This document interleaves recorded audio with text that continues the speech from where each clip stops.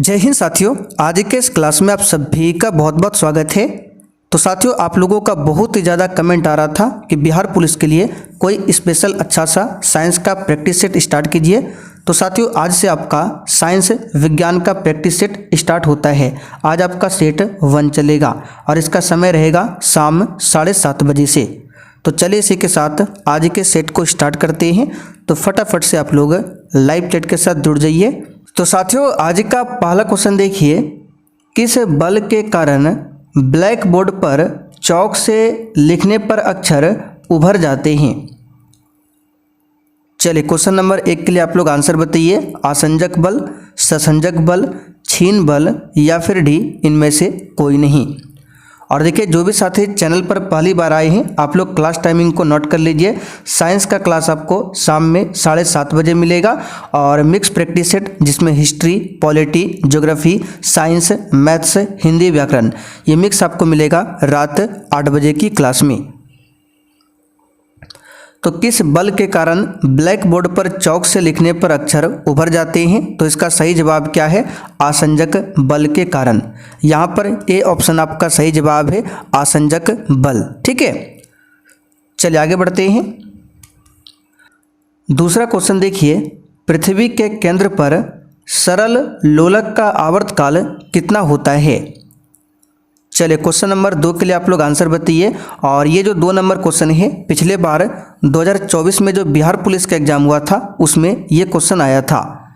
बताइए, पृथ्वी के केंद्र पर सरल लोलक का आवर्तकाल कितना होता है?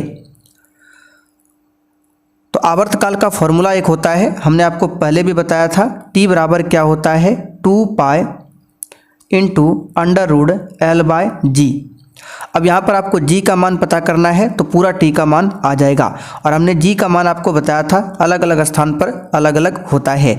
जैसे कि मान लीजिए ये पृथ्वी है, तो पृथ्वी के ध्रुव पर, तो यहाँ पर उत्तरी ध्रुव है, यहाँ पर दक्षिणी ध्रुव है, तो पृथ्वी के दोनों ध्रुव पर ये g का मान सबसे अधिक होता है। ठीक है, तो पृथ्वी के ध्रुव पर g का मान सबसे अधिक होता है। अच्छा, सबसे कम कहाँ होता है? तो ये भूमध्य रेखा पर, इसी को बोलते हैं विषुवत रेखा या फिर 0 डिग्री अक्षांश रेखा, यहाँ पर g का मान सबसे कम होता है।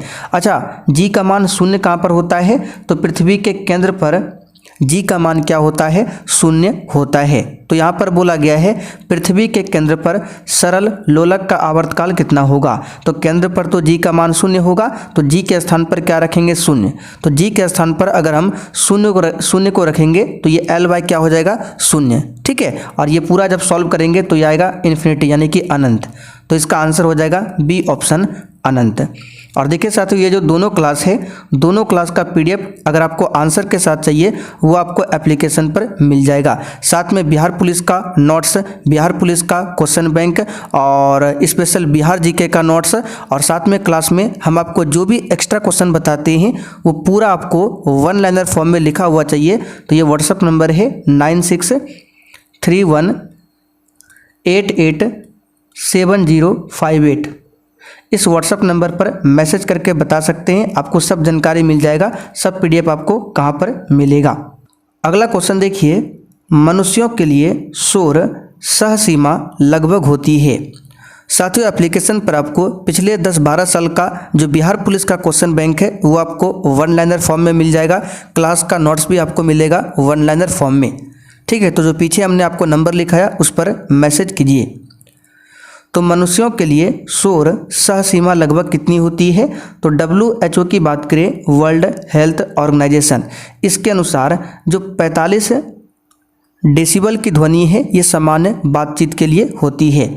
80 डेसिबल की बात करें तो 80 डेसिबल की ध्वनि पर शोर आ जाती है, और 100 से लेकर 110 डेसिबल की ध्वनि ऑर्केस्ट्रा से उत्पन्न होती है। ये इसका सीमा है रेंज के लिए। ठीक है, और 150 से 160 डेसिबल, 150 से 160 डेसिबल की ध्वनि मशीन गन से निकलती है।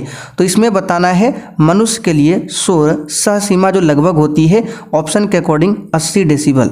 यहाँ पर बी ऑप्शन आपका सही जवाब है, 80 डेसिबल। निम्नलिखित में से कौन सा सत्य है?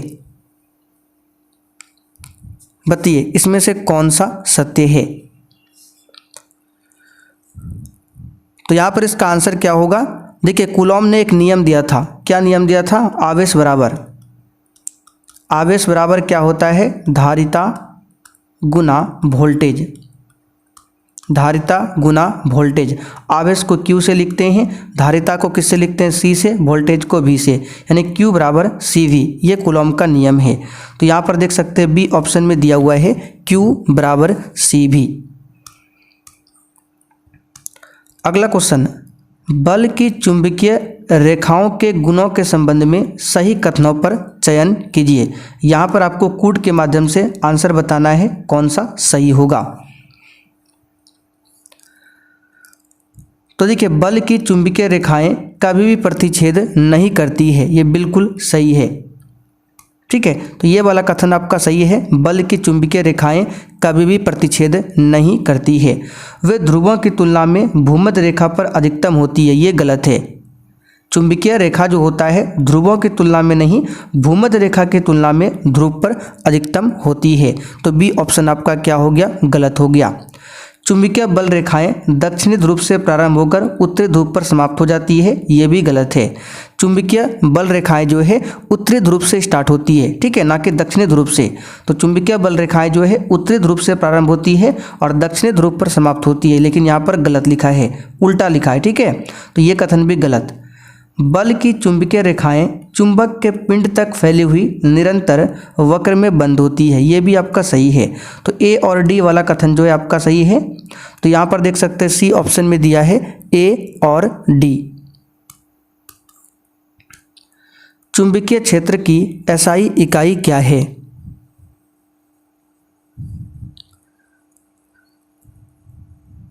तो साथियों चुंबकीय क्षेत्र की इकाई टेस्ला। क्या होता है? टेस्ला। यहाँ पर देखिए सी ऑप्शन में दिया हुआ है टेस्ला, या फिर होता है वेबर प्रति मीटर स्क्वायर। यहाँ पर लिख देते हैं वेबर प्रति मीटर स्क्वायर। तो कभी कभी ऑप्शन में टेस्ला ना देकर आपको मिलेगा वेबर प्रति मीटर स्क्वायर, तो दोनों को ध्यान रखना है। अर्घ की बात करें तो ये ऊर्जा का सीजीएस मात्रक है। ऊर्जा का एसआई मात्रक होता है जूल और सीजीएस मात्रक होता है अर्घ। अब यहाँ से क्वेश्चन बनता है कि एक जूल में कितना अर्घ होता है? तो 10⁻7 अर्घ होता है, ध्यान रखिएगा। हेनरी की बात करें तो ये अन्योन्य प्रेरकत्व का मात्रक है हेनरी। अगला क्वेश्चन देखिए, साबुन के बुलबुले किस कारण रंगीन दिखाई देते हैं? साथियों फिर से रिपीट कर देते हैं, हम जो आपको ये क्लास में एक्स्ट्रा क्वेश्चन बता रहे हैं ये पूरा आपको वन लाइनर फॉर्म में लिखा हुआ मिलेगा। ठीक है, तो पीछे जो हमने आपको नंबर लिखाया, अगर आपको डेमो के लिए पीडीएफ चाहिए तो मैसेज करके बता सकते हैं। तो साबुन के बुलबुले जो है व्यतिकरण के कारण, ठीक है, व्यतिकरण के कारण रंगीन दिखाई देते हैं। यहाँ पर ए ऑप्शन आपका सही जवाब है, ध्यान रखिएगा।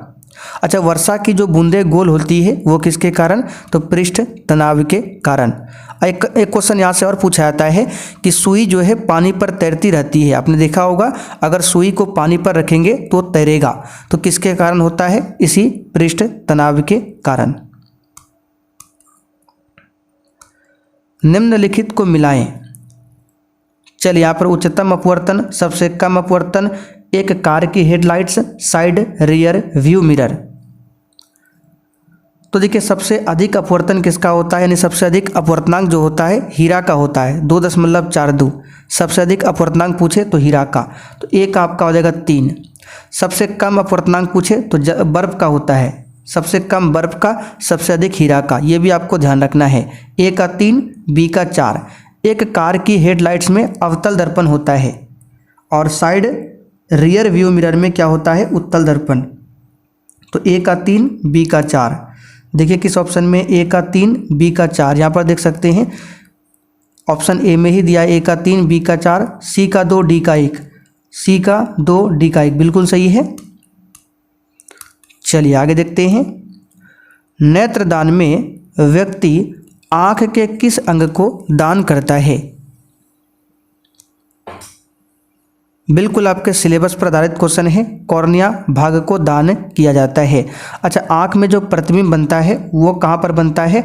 तो इसी रेटिना पर बनता है। कैसा बनता है? वास्तविक और उल्टा बनता है, ध्यान रखिएगा। एक क्वेश्चन पूछा जाता है कि नेत्र में कौन सा लेंस पाया जाता है? तो याद रखिएगा नेत्र में उत्तल लेंस पाया जाता है। ठीक है, उत्तल लेंस पाया जाता है जो कि 576 मेगापिक्सल का होता है। ठीक है, ध्यान रखिएगा, जो कि 500 मेगापिक्सल का होता है उत्तल लेंस आँख में। तो ये एक्स्ट्रा क्वेश्चन ध्यान रखना है, पूछ सकता है। घरों में दी जाने वाली विद्युत आपूर्ति होती है।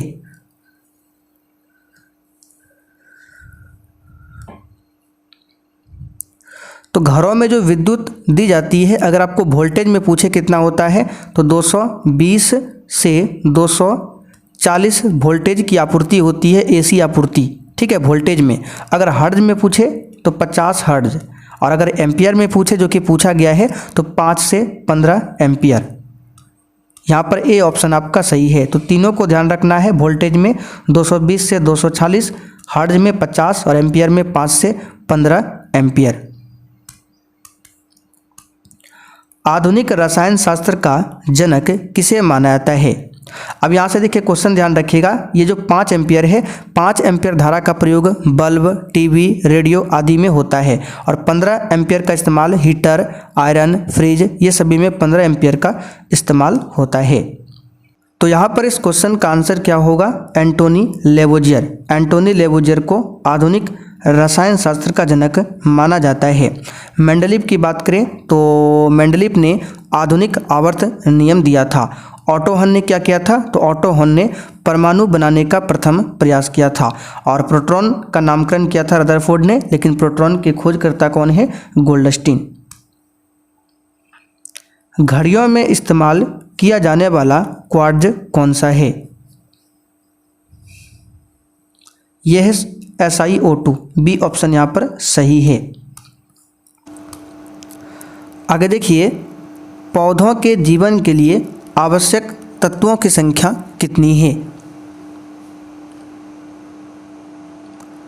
तो इसका सही जवाब है 17। डी ऑप्शन यहाँ पर आपका सही है, ध्यान रखिएगा, 17। ठीक है। अच्छा, अगर आपसे पूछे पौधों के लिए प्राथमिक अनिवार्य तत्व कौन कौन सा है, तो 3 है, नाइट्रोजन, फास्फोरस तथा पोटेशियम। अगर आपसे पूछे प्राथमिक अनिवार्य तत्व कौन कौन सा है, 3 है, नाइट्रोजन, फास्फोरस तथा पोटेशियम। लाल मिर्च में लाल रंग किसके कारण होता है? तो ये कैप्सेथिन के कारण होता है लाल मिर्च का लाल रंग। लेकिन अगर पूछे मिर्च का जो तीखापन होता है वो किसके कारण होता है, तो वो कैप्सेसिन के कारण होता है, जो कि ए ऑप्शन में दिया हुआ है। कैरोटीन के कारण गाजर का रंग लाल होता है। 1980 में एक जर्मन वनस्पति शास्त्र डैश द्वारा हाइड्रोपोनिक्स का प्रदर्शन किया गया था। बताइए किसके द्वारा किया गया था हाइड्रोपोनिक्स का प्रदर्शन? तो इसका सही जवाब है जूलियस वॉन सेक्स के द्वारा। ए ऑप्शन आपका सही जवाब है। अच्छा, हाइड्रोपोनिक्स क्या है? तो मृदा रहित बागवानी के विज्ञान को हाइड्रोपोनिक्स कहा जाता है, जिसमें मिट्टी नहीं होता है। बिना मिट्टी के बागवानी जो की जाती है उसी के विज्ञान को हाइड्रोपोनिक्स कहते हैं, और इसका प्रदर्शन किया था जूलियस वॉन ने। चींटी के काटने पर किसका अंतःक्षेपण होता है? ये तो सिंपल सा क्वेश्चन है। चींटी के डंक में क्या होता है? फॉर्मिक अम्ल। ए ऑप्शन आपका सही जवाब है। एसिटिक अम्ल सिरके में होता है, ऑक्जेलिक अम्ल टमाटर में होता है, टार्टरिक अम्ल इमली में होता है। विभज्योतक उत्तक के गुणों के बारे में कौन सा कथन गलत है? बताइए, यहाँ पर आपको कूट के माध्यम से आंसर बताना है, कौन सा गलत है। तो देखिए, विभज्योतक उत्तक की बात करें, इसको इंग्लिश में बोला जाता है मैरिस्मेटिक टिश्यू, या फिर आपको हिंदी में ही ऐसे लिखा मिलेगा मैरिस्मेटिक। ठीक है, उत्तक।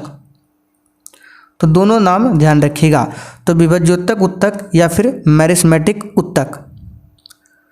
तो ऑप्शन ए में कोशिकाएं और छोटी होती है, बिल्कुल सही है। विभज्योतक उत्तक की कोशिकाएं छोटी होती है, ये कथन सही है। रिक्तिकाएं अनुपस्थित होती है, ये भी सही है। ठीक है, विभज्योतक उत्तक में जो रिक्तिकाएं होती है वो अनुपस्थित होती है। अंतरकोशिकीय स्थान मौजूद होता है, ये गलत है। विभजोतक ऊतक में अंतर कोशिकीय स्थान मौजूद नहीं होता है, इसमें अभाव होता है, अंतर कोशिकीय स्थान इसमें नहीं पाया जाता है। कोशिका बढ़ती है और नियमित रूप से विभाजित होती है, ये भी सही है। तो केवल यहाँ पर सी ऑप्शन ही गलत है। देखिए सी ऑप्शन में दिया है।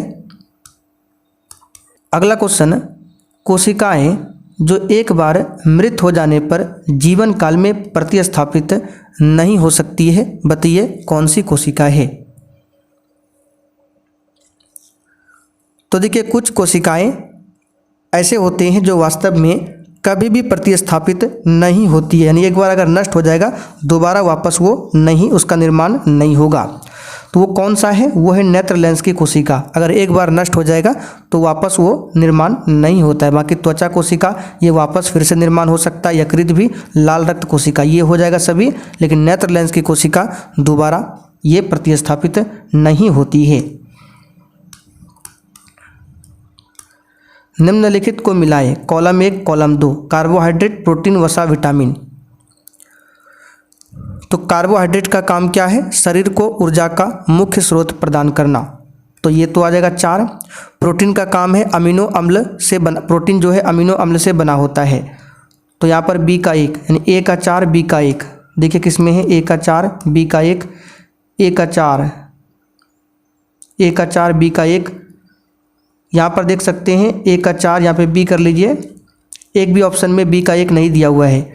चलिए और देख लेते हैं बी का, यहाँ पे बी का है ए का 4 बी का 1, ठीक है। और देख लेते हैं वसा की बात करें तो वसा हो जाएगा चयापचय कार्य प्रणाली के लिए, तो ये हो जाएगा 3 सी का 3। देखते किस ऑप्शन में सी का 3 है, सी का 2 यहाँ पर दिया है, सी का 3 यहाँ पर है लेकिन ए का 4 नहीं है, तो ऑप्शन गलत है। यहाँ पर मिला देते हैं, ए का डी हो जाएगा, बी का 1 हो जाएगा, सी का 3 हो जाएगा और डी का ये हो जाएगा विटामिन, शारीरिक एवं जैविक कार्य के लिए उत्तरदायी होता है। तो इसको देख लीजिएगा। निम्नलिखित में से सबसे अधिक ऊष्मीय क्षमता वाला कौन है। तो सबसे अधिक इन चारों ऑप्शन में से ऊष्मीय क्षमता वाला जल होगा। क्या होगा, जल। पानी में हवा का बुलबुला वैसे ही काम करेगा जैसे करता है।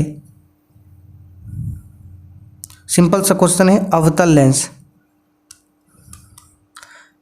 अगला क्वेश्चन, गलत जोड़ी चुनिए। तो यहाँ पर देखिए रॉबर्ट कोच बैक्टीरियोलॉजी का जनक, बिल्कुल सही है। सर रोनाल्ड रॉस मलेरिया पर कार्य किया था, ये भी सही है। स्टेनली बी ब्रोइनर माइक्रोस्कोप का आविष्कार, ये गलत है। माइक्रोस्कोप यानी एक सूक्ष्मदर्शी का आविष्कार से संबंधित हो जाएगा एंटोन वैन ल्यूवेनहॉक, ठीक है। तो सी ऑप्शन ही गलत है, बाकी ये सभी सही है। शरीर के सभी ऊतकों के विकास और वृद्धि को बढ़ावा देता है, बताइए कौन।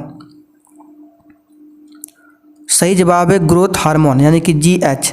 जीएच बोले तो ग्रोथ हार्मोन, ये शरीर के सभी ऊतकों के विकास और वृद्धि को बढ़ावा देता है। जब अर्धचालक की डोपिंग की जाती है तो बताइए क्या होता है। अच्छा, डोपिंग प्रक्रिया क्या है, जब किसी शुद्ध अर्धचालक में कोई अशुद्धि मिला दी जाती है तो इसी प्रक्रिया को डोपिंग कहा जाता है। और जब अर्धचालक की डोपिंग की जाती है तो क्या क्या होता है आपको बताना है। यहाँ पर आपको ऑप्शन के अकॉर्डिंग बताना है क्या होगा। तो देखिए, जब अर्धचालक की डोपिंग की जाती है तो चालकता बढ़ जाती है, चालकता बढ़ जाती है। और हम सभी जानते हैं चालकता प्रतिरोधकता का उल्टा होता है, अगर चालकता बढ़ेगा तो प्रतिरोधकता घटेगा। तो ए और डी ऑप्शन यहाँ पर सही है। चलिए डी वाला ऑप्शन यहाँ पर बिल्कुल सही है। तैरना गति के किस नियम के कारण संभव है। सिंपल सा क्वेश्चन है, तृतीय नियम, ठीक है। तैरना जो है गति के तृतीय नियम पर आधारित है। यहाँ पर सी ऑप्शन आपका सही जवाब है। न्यूटन ने गति के 3 नियम दिए थे, जिसमें से पहला नियम अगर आपसे पूछे कि न्यूटन के गति का जो पहला नियम है उससे किसकी परिभाषा मिलती है, तो बल की परिभाषा मिलती है। न्यूटन के गति के दूसरे नियम से बल का व्यंजक प्राप्त होता है F बराबर ma, ठीक है। ध्वनि का प्रभाव कान में कितने समय तक रहता है। अच्छा क्वेश्चन है, याद कर लीजिए, 1/10 सेकंड तक। ध्वनि की चाल अगर आपसे पूछे तो 332 मीटर प्रति सेकंड होती है।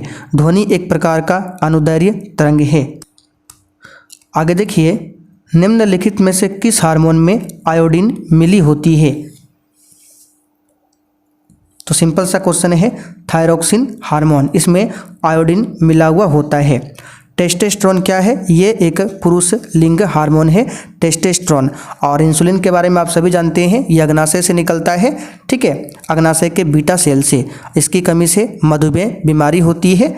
अच्छा, इंसुलिन का खोज किसने किया था आपसे पूछे तो यहाँ पर लिख देते हैं बेरिंग एवं बेस्ट ने।